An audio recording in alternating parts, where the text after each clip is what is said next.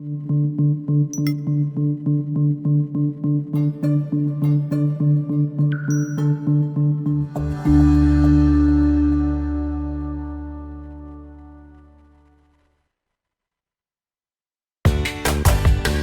to our podcast, Doing It Right.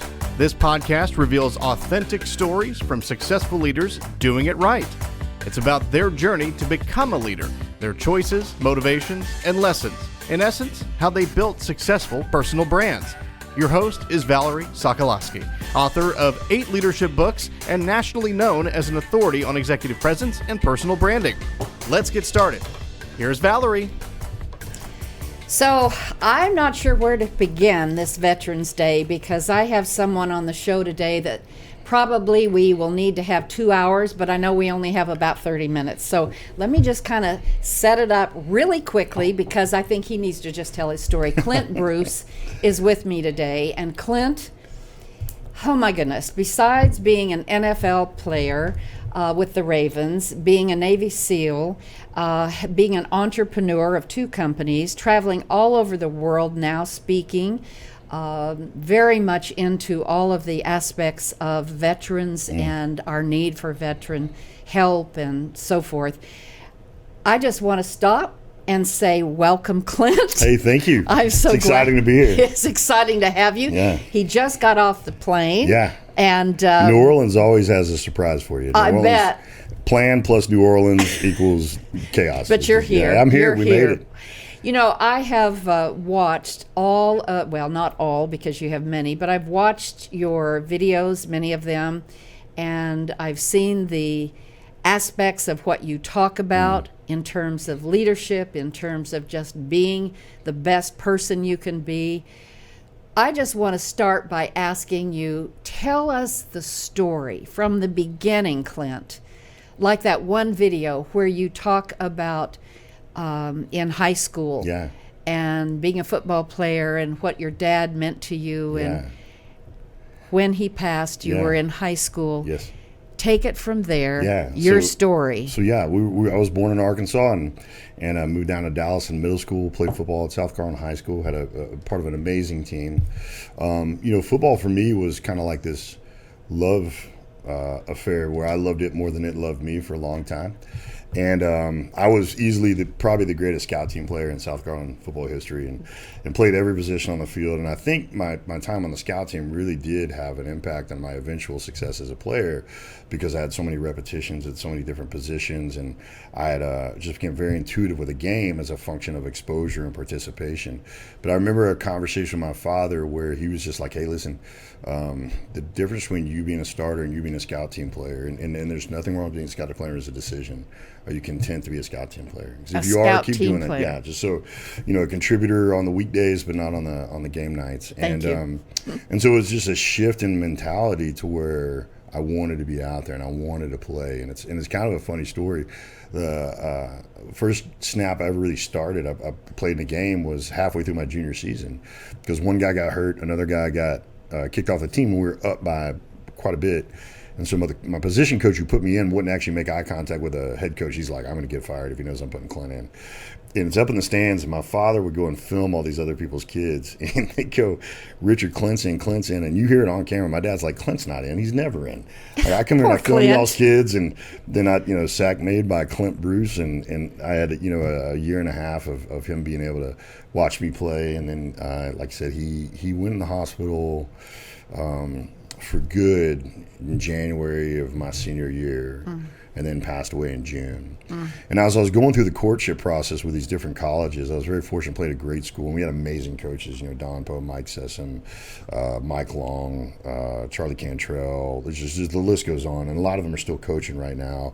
Amazing guys, Baccarini and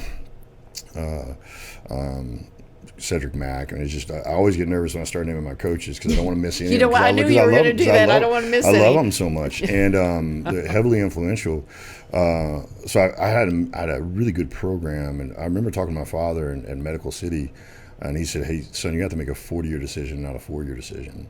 You need to make a 40-year decision. 40-year, not a 4-year decision. Good advice. Because he told me one time, my dad used to say there's 2 kinds of people in the world, but it would change every time. So there's like 38 kind of people in the world, but he was a big guy, so I never questioned him on the math. And he would say, and probably one of the most profound ones is he would tell me is like, son, there's two kinds of men in the world. People that walk in a room and say, here I am, and men that walk in a room and say, there you are. And I want you to be a there you are kind of man, because isn't it neat to know that someone's been looking for you? Oh, I love that. That's great. So I've always tried to abide by that, and I watched that be true, and I love that about him, and I try to be that myself. But one of the other things he told me was, son, leaders talk about what they don't want to talk about. They say what they don't want to say. They do what they don't want to do, and they hear what they don't want to hear. And that's what makes them leaders. And he just committed to fighting his illness. He's like, there's no part of me that is not going to fight to win. And the medical staff there was amazing, and they did everything they could, because as the oldest son, you have to consider a scenario where I don't make it, and you got to take care of the family. And so for me, the Naval Academy, I just always loved that Army-Navy game. I always thought it was special. I always thought the players were special. My dad had served in the Army in Vietnam as a military policeman, and I was asked about that by, I think it was ESPN or CBS Sports one time, about the Army-Navy game. And they said, where does it fall in a list of rivals? I'm like, well, what do you think? And they kind of listed, Texas OU and Ohio State and Michigan and Florida. And I said, listen, those are great games. I love those games. But Army-Navy stands apart. And they're like, why do you say that? And they kind of dismissively. And I said, well, you show me another game where everyone playing is willing to die for everybody watching, and I'll tell you that we have company. And it was just like, because that's the truth. And I wanted to be a part of that. I've always been, what I loved so much about the game was the absolute requirement to play as hard as you possibly can at great physical toll for the people next to you and the people watching you. I love the sacrificial, brutal, violent element of football, because it puts you in a position where you had to do what you said or the world was going to know. Like, and that led to the SEALs, the same thing. Yeah, for me, it comes down to words, work, and wins. Like, the most important thing is don't leave your effort at words. Like, put those words to work. And serendipity has a lot more to success than most people think, right? But the most important thing is don't stop at words. Like, put it to work. And so went to the Naval Academy and was part of a resurgence there. Had an amazing staff that I still stay in touch with. Teammates that I love. I mean, they are my closest friends to date. When you play at a service academy, a lot of people at the schools like, hey, play like your life depends on it. But when we say that, it's true. Yeah. And, you end up fighting next to and alongside your teammates, and then the guys you played against at West Point and Air Force. And it's just a very unique, when I see Chad Hennings now, when I see, Ryan and Makeda, when I see some of these great players from the other services, Bo Morgan, it's just this instant of, we know something about each other that a lot of other players don't get to know about themselves. My little brother played at Oklahoma State, and he would tell you he's envious of the relationship that I have with my teammates, right? So, and then was picked up by the Baltimore Ravens, and no one knows that because I played the same position as Ray Lewis. And he's pretty good. I remember at practice one day going, it might be easier to be a Navy SEAL than to beat out Ray Lewis. So I did. So I left and I did that. And I was just, for me, I knew I could play ball. I knew I could get to the NFL. I didn't know if I could stay at the NFL, but I had no idea if I could become a SEAL. And I just kind of feel called to go where I don't know. And I couldn't imagine a scenario where I hurt my knee playing pro football and didn't get to pursue this thing and took an opportunity from somebody else at the Naval Academy. So for me, it was really easy to leave the game. And then made it through training, came back out to the Saints in 1999 briefly, and then just went back into the SEAL teams full throttle after that. So, what kind of person is the typical SEAL? That's a really hard question to answer, which is one of the things I think a lot of our strength is in our diversity. If you line up 200 people lining up in class and try to pick them based on what you know about their story or what you can perceive about their physicality, you're going to be wrong a lot of the time, right? What training does is it reveals things about yourself to other people and maybe even to yourself, right? And so we have tremendous diversity in size and story and all these other things, but you have this absolute conviction that you're almost going to do this or die. I mean, it's just kind of like T.E. Lawrence, who we all know as Lawrence Arabia, once said, an opinion can be argued with, but a conviction is best shot. Because it is not your opinion that you're going to be a Navy SEAL. It has to be a conviction. Because you won't make it if it's your opinion, right? And so there's tremendous diversity. There's guys that come from incredibly successful families, and yet they enlist. They kind of forsake that wealth so they can go pursue this thing. And you have guys that came out of poverty to go into it. You have Naval Academy graduates. You have other colleges. You have this tremendous diversity of person, but this total in common on the clarity of why you're there. Because if you don't, you won't make it. So, Clint, that's a great leads to a great conversation I'd like to have about what is it in being in the armed services that it called you to be? Who did it call you to be? Well, I tell you, I get asked that question like, hey, what did you learn in the SEAL teams? What did you learn in the military? And my answer is maybe a little bit different than what most people would think. I don't know that I learned a lot of techniques and tactics and all these other things. But what I really learned in the military was that everything my family and football and my faith had taught me was true. For me, my military service and the special operations community, it was a proving ground more than it was a classroom, right?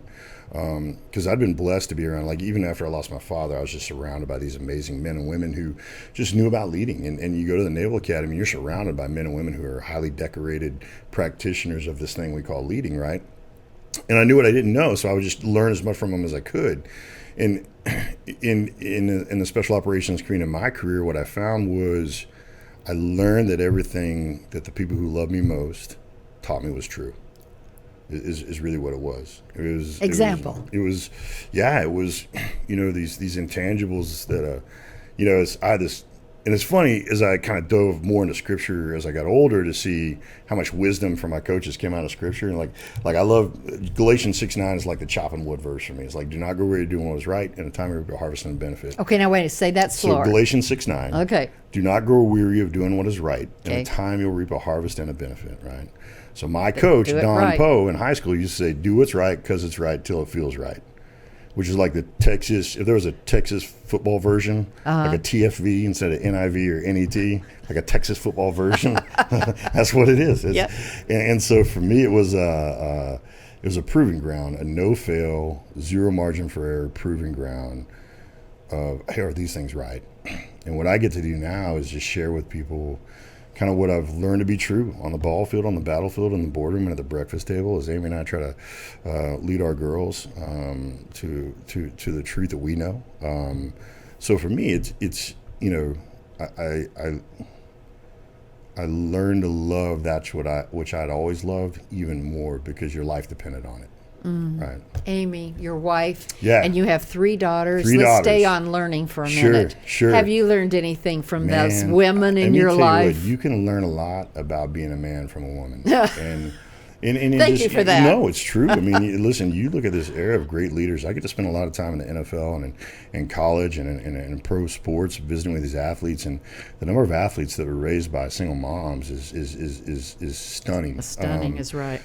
But you see the quality of character and the quality of man and the community leader and the impact person, and there's a reason you've seen this kind of dive in the number of instances involving pro players, right? And the number of instances is very small compared to the number of pro athletes. And then when you look at how many of those were raised by a single mom or a grandma, women can teach you so much about being a man, and then we can teach each other about life. But I've learned so much from my girls. Like my youngest Sutton, she's 10. She's 10, and she is in charge. And what I love from Sutton is it reminded me that there's always a place for just sheer grit and ferocity.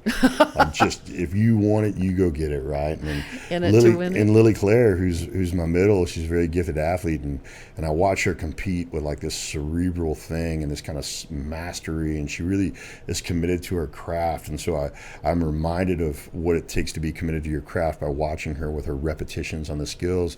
And then my oldest, Maddie, what I love about Maddie is her love for life, and everyone around her has reminded me the courage it takes to do that. It requires such courage to be willing to be wrong about people for the period that you have them, and you just love them, and if they're going to hurt you, they're going to hurt you. But she lives life with this level of goodwill and hope that is redemptive for me, as a guy who's seen a lot of other things. And then my wife, man, my bride, has taught me more just about resolve. I mean, she is just a resolved woman, and she is,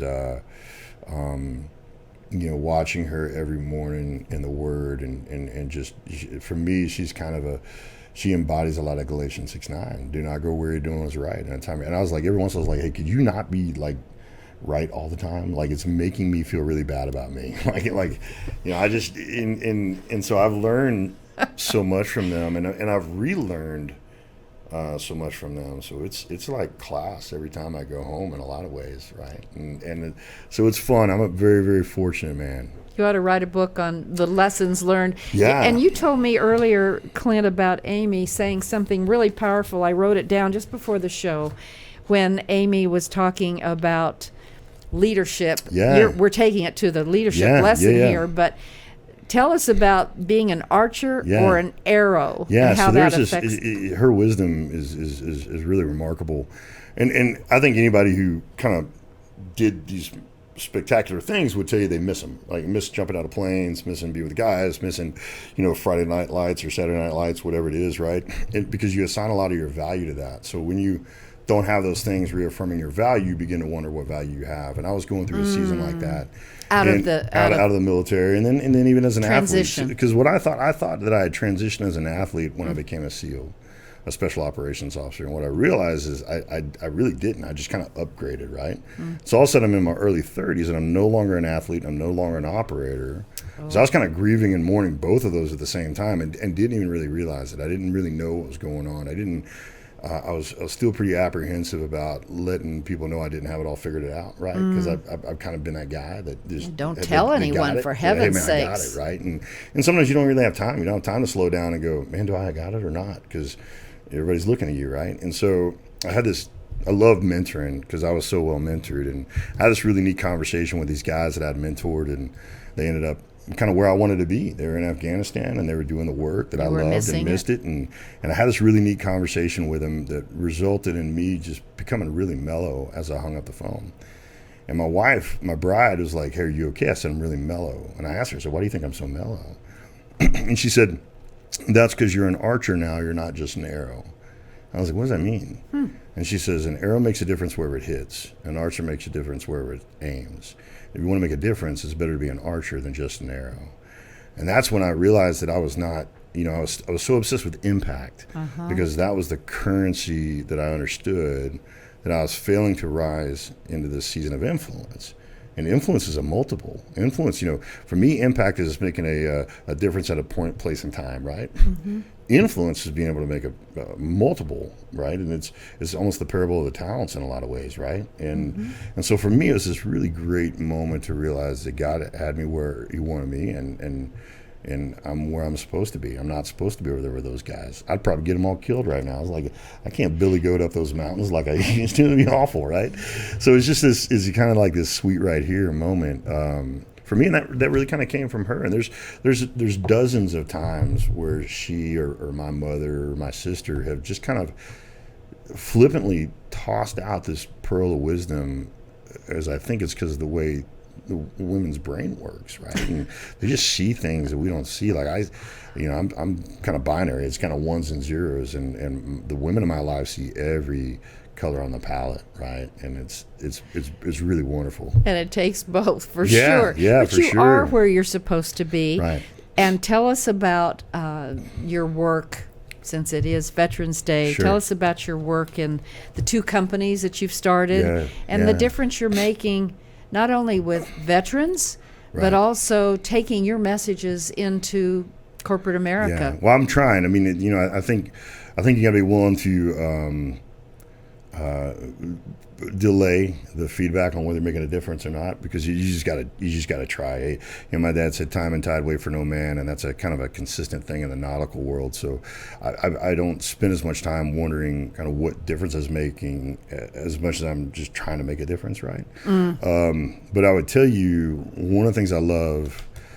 So we have a holding company called Dreadnought, and what Dreadnought does is it manages a small fleet of brands: TRG, Holdfast, Windage, Infantry.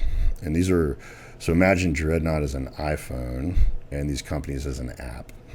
And what companies that you've started. Yes. So okay. one of these companies are effectively what I do is I try to distill and export the most appropriate hard skills, soft skills, and experiences of veterans and athletes into aim small, miss small value propositions for companies and leaders and families. And so Dreadnought's mission is to work for and with the best leaders in America, create amazing careers for veterans and athletes as they transition, using a veteran and athlete's hard skills, soft skills, and experiences, and win the war on veteran and athlete suicide with the power of daily wins and a good day's work. And I measure that with the number 81. So we're losing 22 veterans a day to suicide. When you run that, and people ask me, hey, what can one person do? And I go, 1%. If one person just took 1% of a problem, you'd be amazed how many problems we didn't have. So 1% rounded up of 22 times 365 is 81. So I'm on this hunt to create 81 successful transitions for veterans and their transitions families. from From being service a into this next chapter of their lives. Let's talk about that. And I metric that. It's as though it's, for me, it's like positive professional and personal outlook for the next 3 years. Restored or reconciled relationships with people you care about most. A plan to, or the in process of kind of coming back from the byproducts of an impact lifestyle. Like for me, discovering the Center for Brain Health and John Hart and Sandy Chapman and all the amazing team down there. So for me, that's intact families or restored and reconciled relationships is a really big deal. Because for me, fundamentally, I have always defined myself as, rightly or wrongly, I've defined myself as a protector and a provider. Then all of a sudden I come home and my family doesn't necessarily need me to protect them as much because we have amazing law enforcement, amazing first responders, fire and rescue people. So that value proposition to my family wasn't necessarily needed. And then I was struggling with provision, right? And so when those two things happen, you begin to question you go from fully counting to feeling like you cost, right? And absent my faith and my family and my friends, I'm just very fortunate to have those things. I remember when I first got out, I would drive around to like banks that I thought might get robbed. I was like, oh, I can stop that, right? You remember that when that gorilla broke out of the zoo? I was like, I think I can fight a gorilla. Oh like, my I might be able gosh. to fight a silver. You're just aimed. Because that's how I knew how to measure my contribution. Like, Clint Bruce got out, fought a gorilla, got beat up. But, it's just like, and as nonsensical as that sound, I mean, I was used to this fast feedback loop on, hey, you. So for me, it's really important to create this currency of daily wins, and a good day's work and redefining what those things are.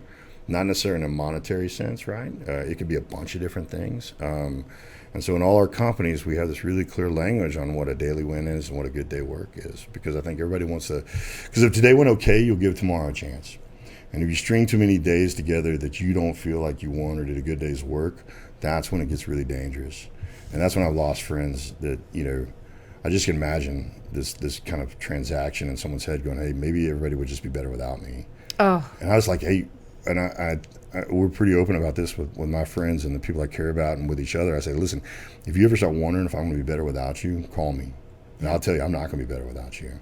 Like, I'm not. And so for me, these companies are a way to recalibrate and come all the way home. The way I describe it is there's a difference between being here and home.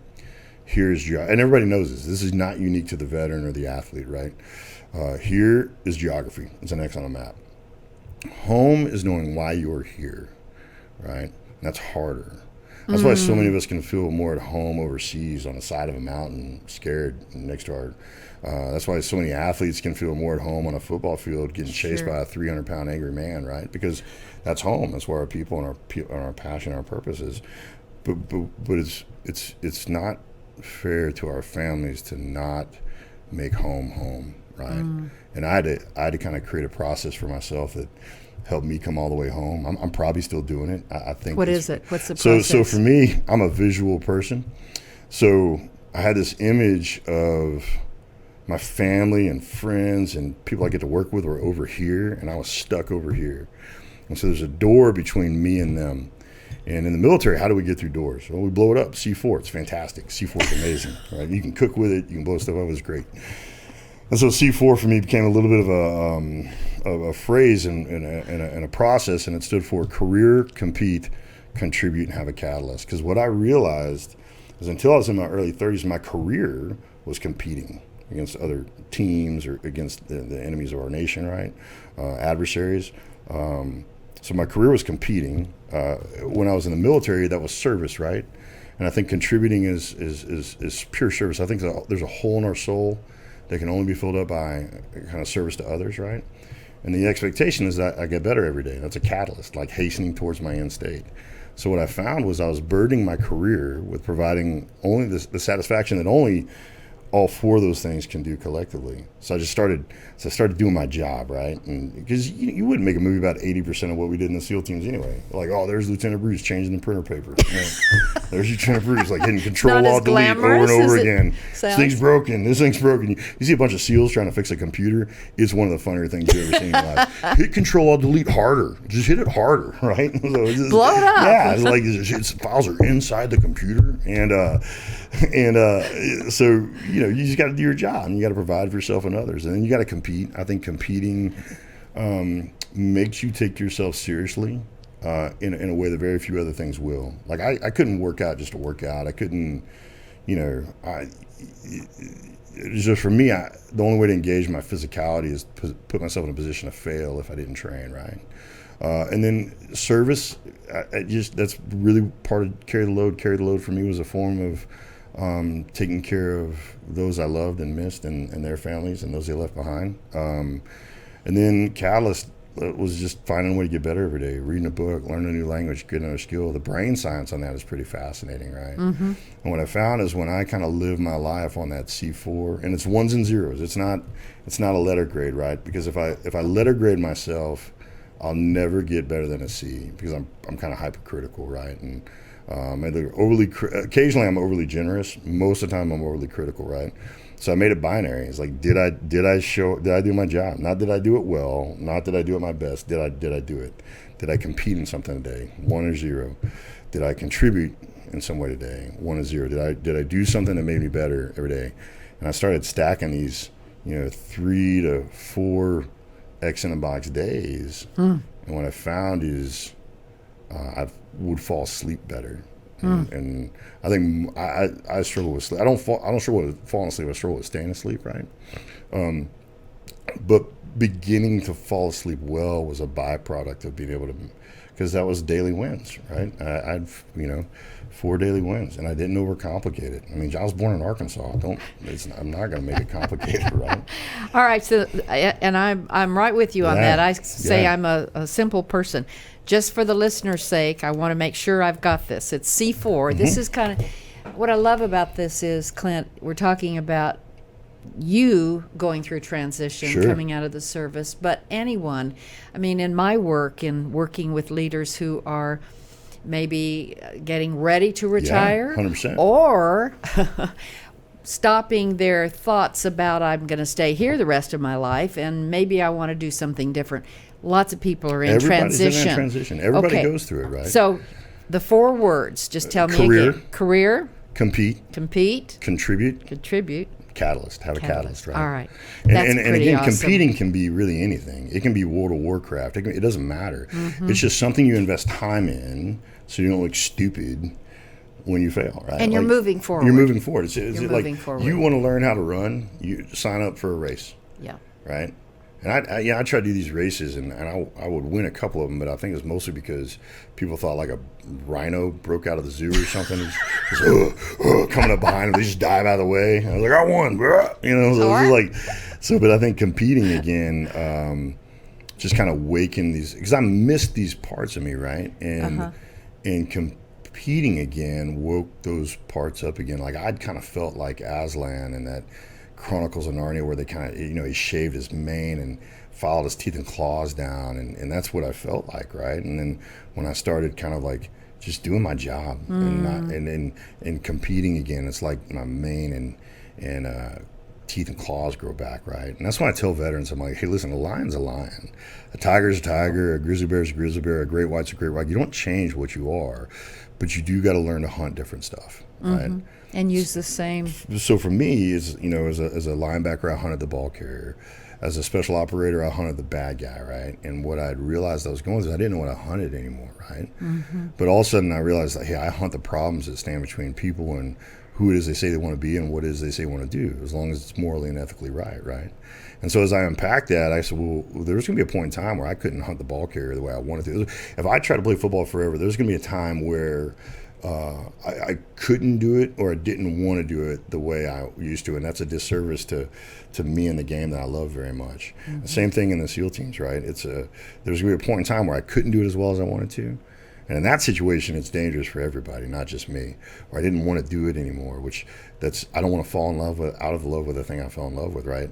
And so as I kind of looked at this season of life I'm in, and realized that, like, hey, I just got to figure out what to hunt. The neat thing about it is I'll never be too old or too tired to hunt these things. I'm like on this infinite hunting ground right now, because it's less about physicality, it's more about intellect. Maintaining my physicality is an important part for me, but it's when C4 helped me become unleashed in a way that I was probably constrained when my scoreboard was purely physical, right? I love that. In closing, Clint, that's probably for all of us. Yeah. We're always in transition. Yeah. We're always looking for the next thing. We're always solving problems. Sure. But what I'm hearing from you is those of you who are in transition, thinking about the next thing, or truly getting out of something totally like you did and looking for the next place to make a difference. Just going through what you said, career, contribute, compete, and what's your catalyst is a great way to end our session about today. Picking that next ridgeline. I tell people, not to interrupt, but just to kind of create a visual on this. I think we're sold by the world that there's this X on a map and that you get to and everything's great, and that's not true. And what I think life is it's this map, and there's these X's on it that are worth going to, and these people that you adventure with towards Jesus until you meet them. And that's it. And so you get to a ridgeline, and I love the visual of a ridgeline, and ridgeline has the best view, and you get to see everything. But the problem is you can't really live on a ridgeline because it gets the most heat, the most rain, it gets the worst and the best of everything. So you can't live there. So when you're on a ridgeline, you got to kind of choose. Hey, do I go back, or do I just pick? Oh, that looks cool. Let's go there, right? And we allow ourselves to adventure and be wrong. And truthfully, it doesn't really matter if it's the right ridgeline or not. Morally and ethically, and it needs to. But if it's a worthwhile ridgeline, go, and you'll learn a lot along the way, right? And that's what Lord of the Rings is about. Is like everything you learn along the way, right? Maybe not totally. It's probably about more than that. A lot of lessons. I probably just diminished Lord of the Rings. I think you need to come back, Clint. I love it. It'd be great. There are so many things that you've experienced, and I want the listeners to know that you can be reached at. You can go to Clint at holdfasthq.com. or c.bruce@tridentresponse.com. LinkedIn's probably the best. It's the only form of social media I understand. I haven't figured out Snapgram or Instachat or one of those things. My daughter's like, Dad, it's not Snap. I was like, Snapgram. I'm like, Snapgram, the ghost thing. But LinkedIn would probably be the best way of all those. Well, and just to be clear, the things that you are making, the ways you are making such a difference are in your organization, where you are going out into companies, sharing really important messages, and then the company where you are allowing risk, you're having vets who are combat vets going out into sports teams and companies. And then I don't want to forget one other thing, and that was, and go online, listeners, and watch a video called Carry the Load. I served for almost a decade in the special operations community alongside men and women from every branch, every service. And when I came home, missing many of my friends, I came home to a nation that, to me, felt like it had forgotten the meaning of Memorial Day. I was processing the loss of my friends, and my bride encouraged me to do something about it. And the classic military function is a road march. I went home and I pulled my pack out, and I filled it full of weight, 1 pound for every person that I'd lost. And I started walking, and it was hot. And that's a whole nother topic. Amazing. But Clint, at one point, took stones for every person that you know was lost. Right. A Put them in a stone. pack, and I started walking. And I think that good pain pushes out bad pain. And this was where in your transition that you This did was this? very early. This is kind of right after C4, and when I was like, hey, I need to. My struggle was there was a Memorial Day, but no one was memorializing my friends, and I needed people to miss my friends, because my friends thought you were worth it, and they didn't even know you. So I need you to miss them, even though you didn't know them. There's symmetry in that. And what I found, and Carry the Load, Stephen Holly runs it now. I retired from that because I'm much more of an invasion guy than I'm an occupation. Like I was not the best leader for this season of Carry the Load, so I just kind of got out of Stephen's way because he's remarkable. And but you started it. And I did. I'm a great snowball starter. Like and it's just amazing to see what the Carry the Load team has done with it now. It's an amazing way to make May matter in a way that it always really should have. And so for those of us who would say, Clint, what can I do? One thing that comes to mind is in the Dallas-Fort Worth area, so many companies that I go into teaching leadership principles, many, many, many of them have Carry the Load. Yeah. As Isn't that their amazing? Yes, as their fundraiser, because it's one active. element. And you activate it. Fundamentally, at the end of the day, what Carry the Load's asking people to do is walk. Just walk a little while. Tell me who you miss. Let me tell you who I miss. And let's just walk, right? And see, I love that. Yeah. Because you can't run and talk. Well, let's be really clear. I can't run and talk. I can't run Stephen can run backwards and forwards and carry on a conversation. I can't. If we're going to talk, we need to be walking. And so it's just really sweet to watch people realize that they've either been carried by someone or they're carrying someone. And when we, many hands make for light lifting, right? And so it's a special thing to see Carry the Load and what's being done with it now. Yeah. It's incredible. That goes back to impact and influence, and that is an influencer. So if you've been someone like me that says, gosh, we see these vets and we say, thank you for their service, or we'll say, well, what can I do? You really can do something. Yeah, and 100%. I think Carry the Load is Carry one Load's of the amazing. things It's to magic. look into, It's because magic. that is doing it right. Clint, absolutely. thank you so much for being on the show. It's a pleasure. This is great. This It's is fun. really been great. I can't wait for the comments that you will make. And listen. Hey, no bald comments. I know. No bald comments. You don't need to tell me. I already know. I do watch the comments. I do listen to what you say, and I do respond. So you make your comments, fantastic. and I think that's really, really important. So today you have heard a whole lot about leaders, about transition, about just being who you are and staying authentic. And if you're interested in coming into your organizations as well, and talking about some of the same things Clint has, you can reach me at Valerie at valerieandcompany.com. Valerie at valerieandcompany.com. Or better yet, just pick up the phone and call me. I'm on LinkedIn too. Until next time, stay authentic, be real, and just live a wonderful life, purposeful. Bye for now. Thanks for listening. To receive Valerie's voice, free monthly leadership tips, and to learn more about her leadership programs and coaching, visit her website, valerieandcompany.com. Next week, we'll be here again to inspire, engage, and equip you with teachable points of view from successful leaders who have been doing it right. Until then, lead authentically.